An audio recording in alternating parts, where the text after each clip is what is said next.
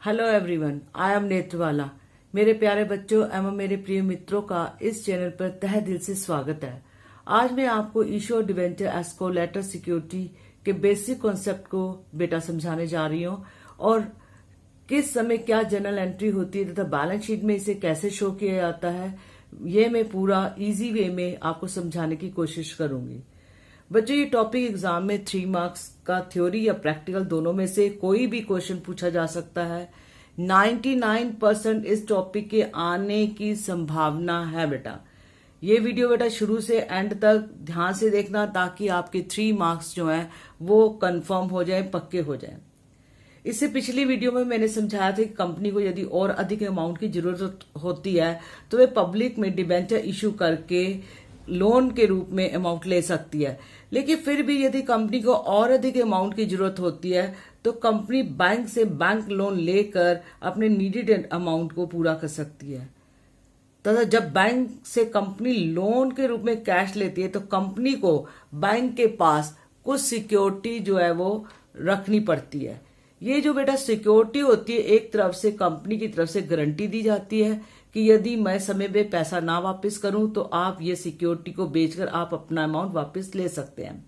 इसे ही company issue debenture as collateral security हम लोग कहते हैं।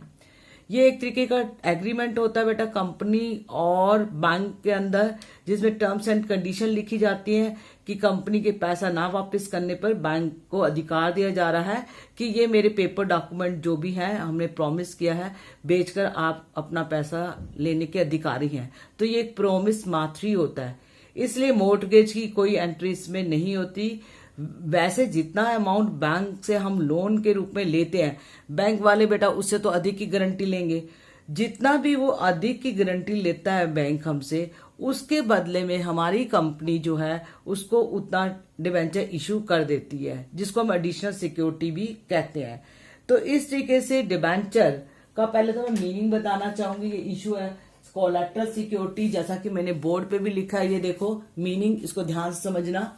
When the debentures issued as secondary or additional security along with the principal security, it is known as issue or debentures as collateral security। बेटा ये आपके 2 marks में भी entry में भी आ सकता है कि इसका मीनिंग बताओ। तो डिबेंचर जो एक सेकेंडरी या एडिशनल सिक्योरिटी है बेटा, जो प्रिंसिपल सिक्योरिटी मेन उसके साथ होता है, उसी को हम लोग issue of debenture collateral security कहते हैं। जैसा कि मैंने स्टार्टिंग में बताया कि ये एक तरीके से लोन है जो हमारा प्रॉमिस होता है, कोई हमने मोर्टगेज किया नहीं होता, प्रॉमिस के रूप में हम उसको देते हैं।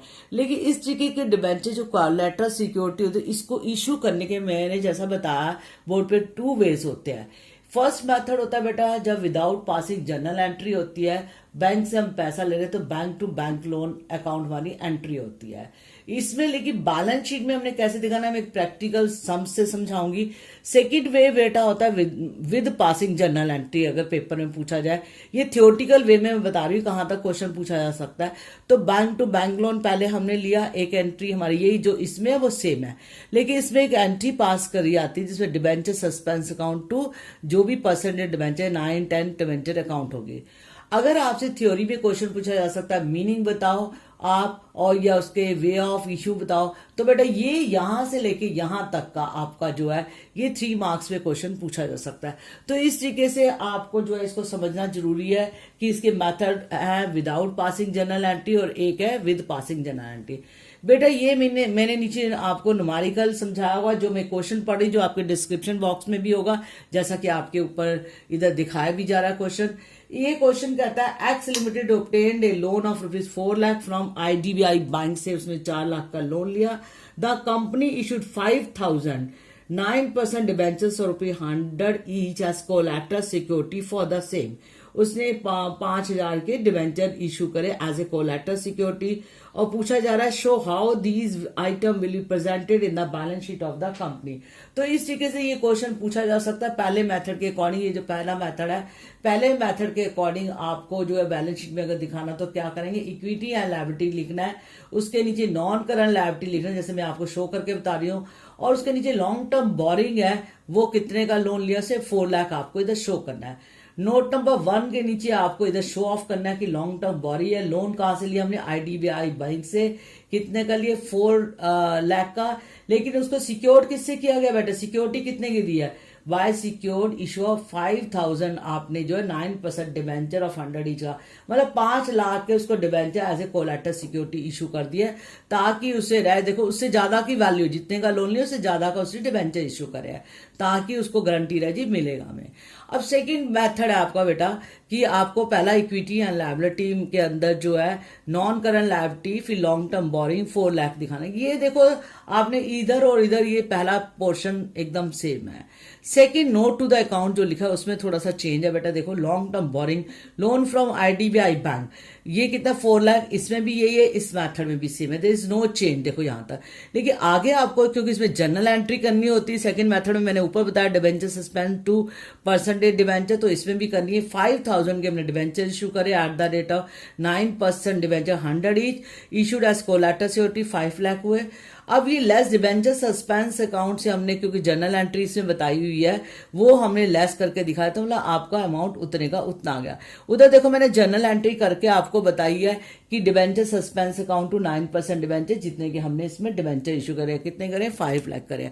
तो इस तरीके से आपने जो है इसको, अगर आपसे क्वेश्चन भी पूछा जाए how we show in our balance sheet, तो आप बड़े आराम से इसको बता सकते हो। अभी मैं आपको 2 क्वेश्चन और समझाने की कोशिश करूंगी ताकि आपको इसके और अच्छे से कॉन्सेप्ट समझ आ जाए और जो डिफरेंट टाइप के होते हैं, तो वो अब मैं आपको जो है नेक्स्ट जो है वो क्वेश्चन समझाती हूँ। तो बेटा नेक्स्ट क्वेश्चन है, मैं पढ़ रही हूँ और वो आपको सामने भी दिखा रही हूँ, और नीचे डिस्क्रिप्शन पे आपको जो भी क्वेश्चन समझाऊंगी सब आपको क्वेश्चन मिल जाएंगे। As Singh limited obtained a loan of ₹5 lakh from State Bank of India at 10% interest. The company issued 7,50,000 10% debentures of ₹100 each in favor of State Bank of India as collateral security. और उसने बोला कि 2 type से आपको हमको journal entry बताइए। When company decided not to record the issue of 10% debenture as collateral security, और दूसरा वो बोलता है यदि इसको रिकॉर्ड करना चाहे जनरल एंट्री पे, जो मैंने पीछे अभी आपको बताया बिल्कुल वैसे ही वे में बताना है। आप देखिए, आप जो है पहले हम मैंने क्वेश्चन को उधर सॉल्व करके बताया हुआ, जैसा आप ध्यान से देखिए इसको कि क्या बताया है कि bank account debit to bank loan, आपको कितने का लोन मिला है? 5 लाख का। नीचे मैंने लिख दिया कि उसने जो है स्टेट बैंक ऑफ इंडिया से eight the rate of 10% per annum interest के अगेंस्ट कोलैटरल सिक्योरिटी इशू करी है, और लेकिन डिबेंचर उसने 7500 के करे हैं। तो पहली एंट्री ये हुई है हमारी इसके अंदर। और सेकंड एंट्री हमारी जो इसमें सेकंड, ये तो हुआ जब हमारा जो जनरल एंट्री पास नहीं होनी, तो खाली बैंक लोन की एंट्री होगी। सेकंड केस में बोलता है कि उसको आप जनरल एंट्री को शो करके दिखाएंगे, रिकॉर्ड द जनरल एंट्री, तो पहली एंट्री तो सेम ऊपर जैसी होगी, bank account to bank loan 5 lakh. Second जो आपकी होगी debenture suspense to 10% debenture account 7,50,000, क्योंकि उसने जो डिबेंचर इशू करे हैं वो आपके 7500 के करे हैं। तो इसका मतलब क्या हुआ कि आपके जो डिबेंचर को जो आपको कोलैटरल सिक्योरिटी दी है, कितने की दी है उसने? बाय इशूइंग द 7500 जो है डिबेंचर को इशू करके दिया। तो इस तरीके से ये विदाउट जनरल एंट्री अगर बोले तो बैंक टू बैंक लोन, अगर विद जनरल एंट्री बोले तो पहली एंट्री तो सेम होगी, सेकंड आपकी डिबेंचर सस्पेंड टू 10% डिबेंचर। अब come to the next question, ये भी आपके सामने क्वेश्चन है ऊपर, और ये आपका डिस्क्रिप्शन बॉक्स में भी होगा बेटा। तो ये मैं पढ़ रही, Sun India limited obtained a loan of ₹6 lakh from ICICI Bank. The company issued 7,011% debentures of ₹100 each as collateral security for the same. Pass the necessary journal entry assuming that debenture suspense account maintained by the company. Also show how these items will be presented in the balance sheet of the company if 11% debentures or ₹10 lakh has already outstanding in the books of company. अब ये हल्का सा change है, तभी मैंने ये question उठाया ताकि आपको थोड़ा कॉन्सेप्ट और समझ आ जाए। पहला तो वही है, bank account debit to loan from ICICI bank से उसने कितने का लोन लिया, क्वेश्चन में ऊपर ही लिखा स्टार्टिंग में देखिए 6 लाख का। सेकेंड एंट्री है डिबेंचर सस्पेंस टू 11% डिबेंचर, उसको कितने के डिबेंचर इशू करे, देखो क्वेश्चन में लिखा हुआ 7,011% डिबेंचर के हिसाब से हमने करा है। और उसने बोले इसको बैलेंस शीट में भी दिखाइए। बैलेंस शीट में इक्विटी या लायबिलिटी के नीचे आप नॉन करंट लायबिलिटी लिखते जैसा लिखा हुआ, फिर लॉन्ग टर्म बोरिंग आपका कितने का 16 लाख बेटा कैसे आया, क्योंकि आपका इसमें 6 लाख ये लोन था आपका और 10 लाख आपका आउटस्टैंडिंग था, तो टोटल 16 लाख हुआ। नोट टू द अकाउंट में लिखा है उसने नीचे 1, तो लॉन्ग टर्म बोरिंग आपका कितना हुआ, जो लोन लिया बैंक से हमने 6 लाख का आपका हो गया। नेक्स्ट है आपका जो है वो ये तो लोन आईसीआई बैंक से हुआ, तो आपके 17,000 11% debenture eight the rate of 100 each कैसे हुए? आपका 10 लाख आउटस्टैंडिंग बताया हुआ था, जो आपके नंबर ऑफ डिवेंचर कितने हुए 7,000 उसे इशू करे, क्वेश्चन में ऊपर ही लिखा हुआ है, और 10 लाख उसका अपना आउटस्टैंडिंग था। तो 7 लाख प्लस 10 लाख आपका 17 लाख आपका हो गया, जिसमें से आपका लेस डिवेंचर सस्पेंस जो अमाउंट है वो आपका ये 7 लाख वो डिडक्ट करेंगे और आपका बचा 10 लाख, तो टोटल वही आपका 16 लाख हो गया। तो इस तरीके से बेटा आपको जो है दोनों तरीके से आपको मैंने क्वेश्चन बता दिए जिस टाइप के क्वेश्चन आते हैं, इसके अलावा कोई भी क्वेश्चन पूछे नहीं जाते।